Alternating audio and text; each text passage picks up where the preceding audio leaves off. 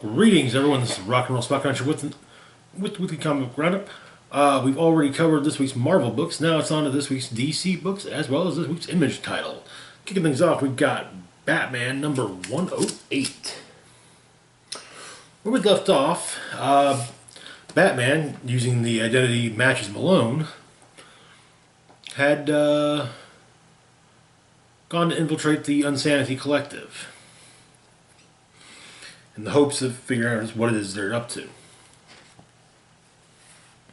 Just like the last few issues, we start off with the knowledge that Batman has been captured and is being tortured by the Scarecrow, and the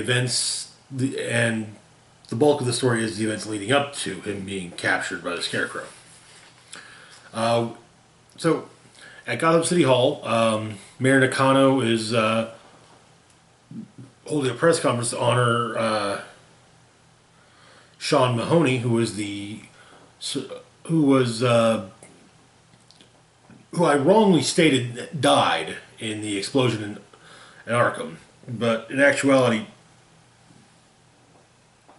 survived, minus an arm and a leg.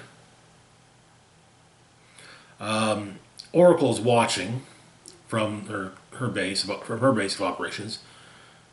Simon Saint is watching in person, and Scarecrow is watching from a nearby rooftop. But Saint Cat gets a hold of Mahoney, wanting to speak with him. However, Oracle discovered Scarecrow was there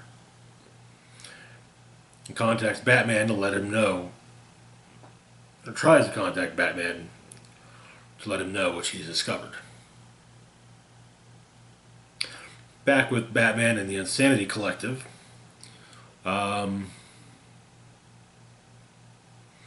Master Wise, as well as Breaker of the Insanity Collective, are working over matches. Breaker's certain that he's a cop, but Wise explains that he's, at the very least, he isn't who he claims to be. But Wise further explains that Matches definitely isn't a police officer. He got some glimpses from the Mind Machine. Barely. He has training against psychics, and it's top of the line training too. So Miracle Molly takes Matches under his wing. She realizes right off the bat, yeah, the mustache is a fake. Tells him if he wants to hide his identity, that's fine. Gives him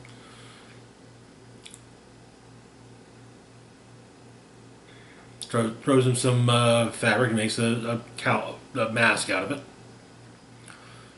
But they hop on Miracle Molly's glider and go off into the city. Midtown Gotham, Simon Saint explains he wants Sean Mahoney to be Peacekeeper 01 of the magistrate program. We also learn some of Mahoney's background. His dad was a cop, Grandpa was a cop, great-grandpa. He applied to the force when he was the right age, but he got turned down. Gordon got Mahoney's dad fired for taking a bribe. And Mahoney also claims that Gordon had a grudge against his whole family. But turns out Ricardo, the Mr. Saint's assistant, is an ex-Marine who has a largely prosthetic arm. And it's explained, and he tells Mahoney that yes, he's willing to do exactly to basically give Mahoney prosthetics of the same quality. Turns out that the Insanity Collective has been nomading around in unfinished skyscrapers that the Wayne Enterprises started rebuilding before the project fell apart. Apparently it left a few hundred half-finished skyscrapers all around the city, And the collective's been hopping between them, keeping out of sight of the authorities. They don't want to set down any roots while they're still building their numbers, after all. But Bruce is actually impressed. One of the members of the collective comes to Molly to talk about her enhancements and explains that she wants to be. Basically, she wants to. The member of the collective is called Squeak. She wants to emit a sonic pitch that could, can shatter glass. And so. But she'll see what she can do for Squeak.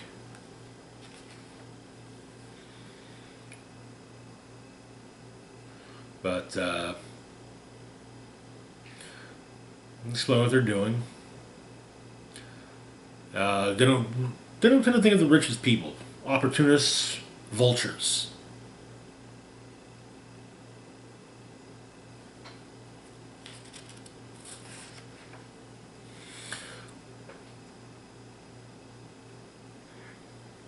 They take a look at the view of the city though, and Molly pretty much states that she figured out that she was hanging out with Batman.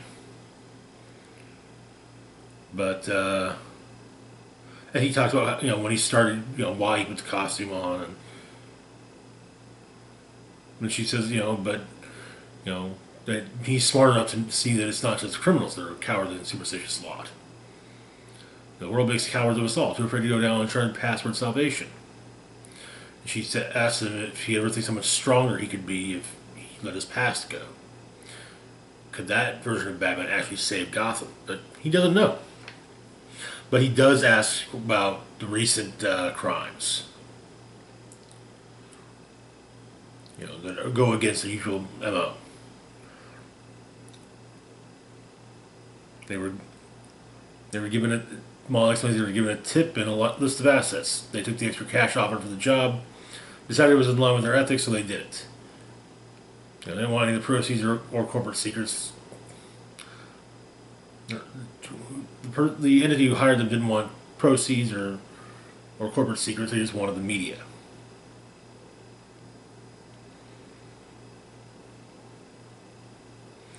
But she tells us who it is that did it. That hired them. Simon Saint. And the A story ends with Mahoney being put through a rather painful rebuilding process. Our backup story is a continuation from the last issues, focusing on Ghost Hunter. He's on Double Skull Island, chasing down Madam Midas? Is that it? Yes, Madam Midas, who has some of his past foes handy to find out just how to get an idea of how to beat him. As the story begins, Ghostmaker takes down the Laser Tigers. Kid Kawaii then goes through her last encounter with Ghostmaker. And while they did come up with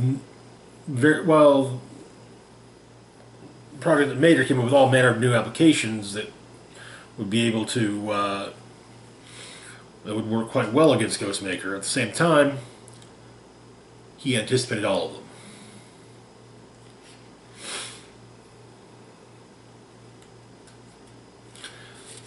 Kid Kawaii tells Madam Midas that the best strategy is to run. It's what, in fact, her programmers have done. They replaced their strategy with one of retreat whenever he manages to interfere with their work. And that is where the story and the issue end. Which brings us to our next book. The next Batman Second Son, number 2. Where we left off, Jace Fox had returned to Gotham at the behest of his father, and with the assistance of his father's bodyguard, Cole Cash. It was not a happy reunion. His older brother, Luke Fox, his older brother, wasn't entirely happy to see Jace. However, their sister ended up having a relapse of issues she has, which Luke immediately blames on Jace's return. Also, Renee Montoya was named police commissioner. So in the last issue, but Montoya is trying to rebuild the GCPD, explaining that training's elevated to beat cops to officers, officers to detectives. But Jace gets a call from Vol, his contact, and about the guy he's going after being in Gotham. However, part of the security team seems to actually notice him, sees him. He hides from some of the further security, but yeah. Luke then talks with the youngest of the Fox kids, who, talks about what happened to their sister Tamara, how she was poisoned by Ratcatcher, and she was forced to watch. That she kind of hints that maybe maybe Luke can't do something, but maybe Batwing could. Meanwhile, Jace has decided to join Fox Tech because, well, his contact can't hack his target's tech. She needs better stuff to do so, and well, Fox Tech Wayne Enterprises are kind of the top of the line. So they learned that someone snuck a social media influencer called Ubets snuck into Tam's hospital room and snapped a picture and posted it online. But Jace gets some info on where to find him. Meanwhile, Batwing's going after Ratcatcher. The Commissioner Montoya gives a speech. Things are going to be different now. We don't work with masks. Masked vigilantes are criminals, good or bad. If they wear a mask, they're bad. They're a criminal.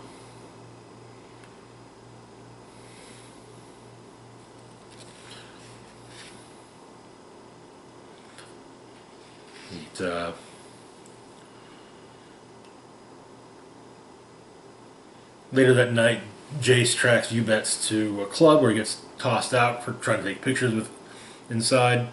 Some of the bouncers fight Jace, and while Ubets is going to thank him, Jace breaks his hand, tells him he's canceled. Off of social media. If Ubets ever posts again, Jason's going to own him like a pony. Meanwhile, Batwing's caught up with Ratcatcher, who is recruiting children, and and all he's having to do is feed them and clothe them. Feed them, shelter them, and clothe them. Makes them very loyal. But they swarm Batwing. In fact, one of them even manages to shoot him in the shoulder. However, GCPD gets a call about shots fired in the underneath, where Ratcatcher is.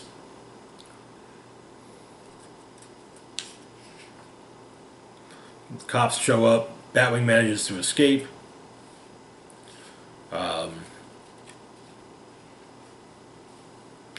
Ratcatcher gets killed.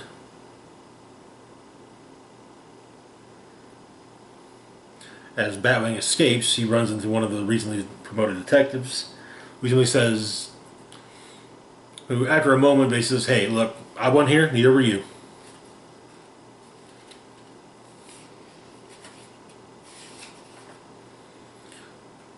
Ratcatcher's sniper goes down, however, finds his mask and seemingly takes it for herself.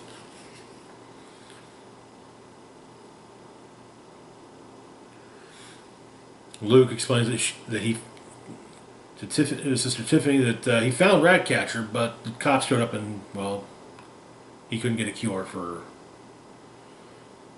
Tam. And Tam goes to hug Jace. She is, after all, mad at Luke. And that is where the issue ends. Which brings us to our next title. Crime Syndicate number 3. I keep forgetting to do these little micro reviews. Like actual reviews, not just what happened. Where we left off, Starros were attacking Earth 3. The Crime Syndicate was banding together. We get a little bit of background through exposition from Superwoman. We get some background on the Starros, including that they fought against the Emerald Knights, including Earth's Harold Jordan. High casualties on both sides.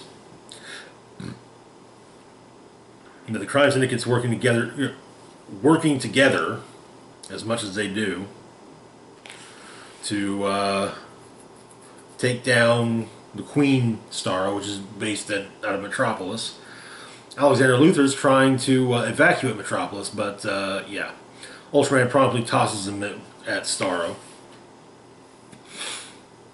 and shoots up with some of his kryptonite radiation. Emerald Knight thinks he looks at it. Emerald Knight does not think too highly of this, and yeah.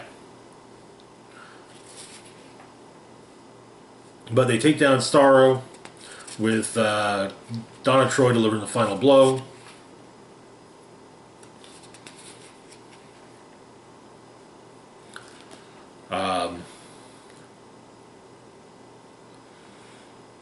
A lot of destruction in Metropolis from the fall of the Starro Queen.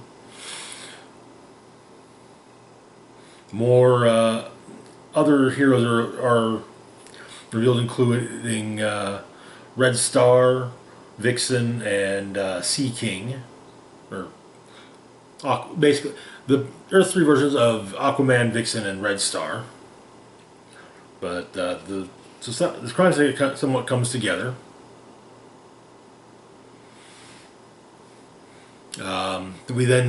The backup story gives us the origin of Donna Troy. They found Steve Trevor. He tried to get her to help him. Tried to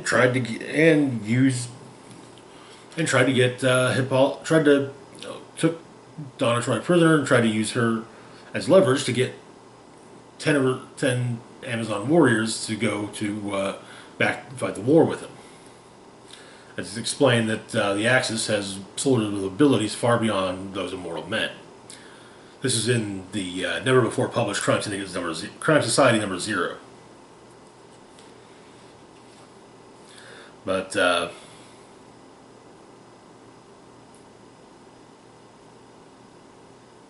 apparently it was all a ruse. The prisoner thing was all a ruse between Donna and Steve. But Hippolyta just kind of says, "Go for it, fine. Kill her. I don't care." She tells Donna to save herself, and Donna defeats Steve in hand-to-hand combat and then crushes his neck before going into Man's world. And we learn that her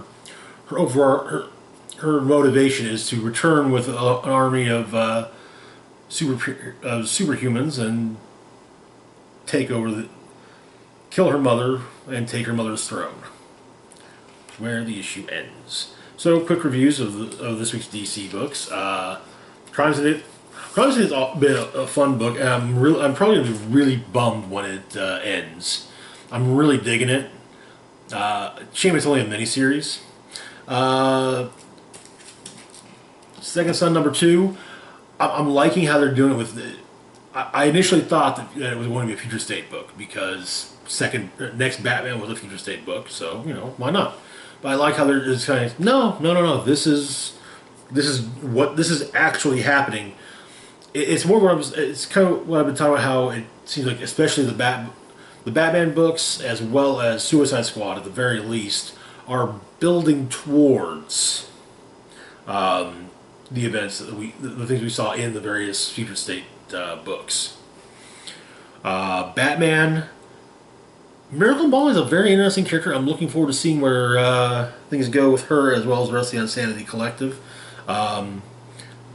It is kind of implied. It was kind of implied from the moments with Batman and Scarecrow that Scarecrow ends up hurting her. Hope not. I like the character. What's it?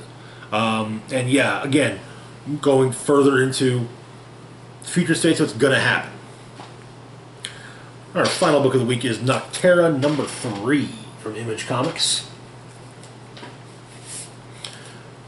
Where we left off, Blacktop Bill had caught up with Viv. We begin with a flashback, kind of explaining, human shades, and that it's not. So, they're not. It's not. It's in the metamorphosis process is different. It is not as major in animals compared to humans. In humans, it is extreme, and part of it is even their brains change. Kind of parts of their brain change, especially around the language center. But it turns out that Emery and Viv's parents they turned all right, and they kept him imprisoned in the basement. But yeah, they made their way up. Em and Viv had to fight him off. But in the present, Blacktop Bill is chasing her down, and yeah, ends up shooting a few.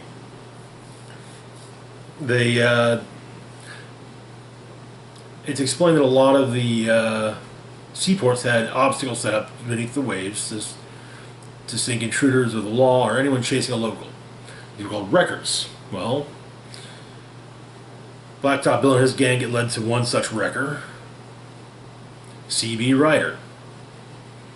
The CB stands for Cherry Bomb.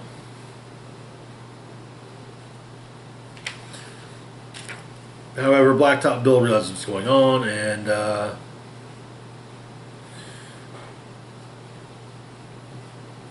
prevents his own death, as well as the death of some of his men.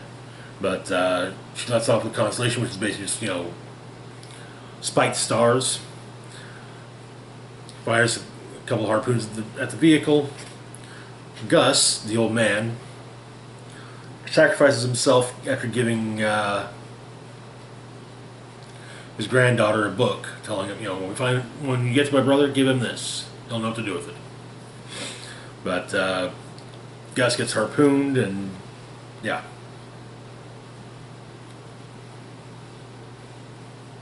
Val, not Viv. But Val does manage to escape. Bill informs Gus of what he's going to do. He's going to keep Gus harpooned up till he shades out.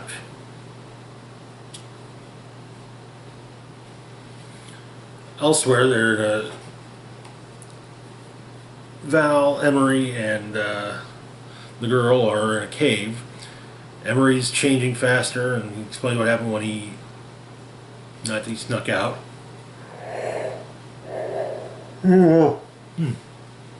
He was trying to make a solar stimulator. And he thought he had it. The full spectrum, EM radiation, all of it just right. Set it around a briar outside the outpost who's going to turn this one little patch green, turn it back. But he couldn't get it to work, and the power blew. So Val and the girl talk about the cave and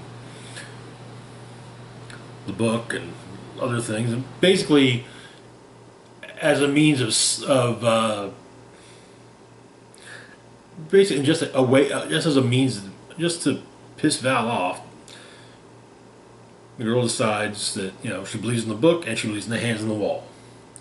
It is it's thought that maybe the hands on the wall aren't ancient cave paintings as people are led to believe. As they're arguing, however, Emery begins to turn, and that is where the issue ends. And that's it for this week's roundup.